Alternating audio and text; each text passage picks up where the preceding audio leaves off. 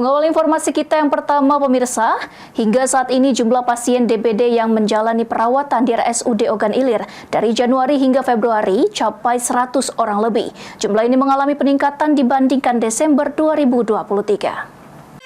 Hari keberapa ini, Bu? Udah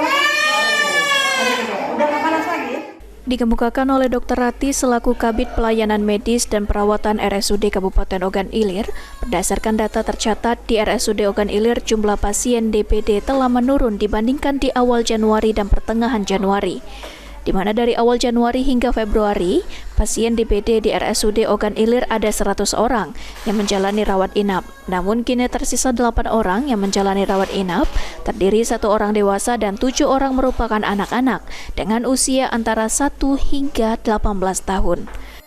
Hanya 31 orang, sedangkan kenaikan yang cukup signifikan itu sekitar bulan Januari. Dari mulai akhir Desember sampai Januari akhir itu luar biasa penambahan kasus DBD sampai pertanggal hari ini total hampir 100 pasien dengan diagnosis DBD, termasuk juga untuk hari ini ada 1 kasus untuk pasien dewasa, sedangkan untuk anak-anak 7 kasus anak-anak dengan menderita diagnosis DBD. Seiring dengan intensitas hujan yang masih tinggi, dapat dimungkinkan bila masyarakat tidak menerapkan pola hidup bersih atau PHBS, maka DBD akan kembali meningkat. Ahmad Romawi, PAL TV.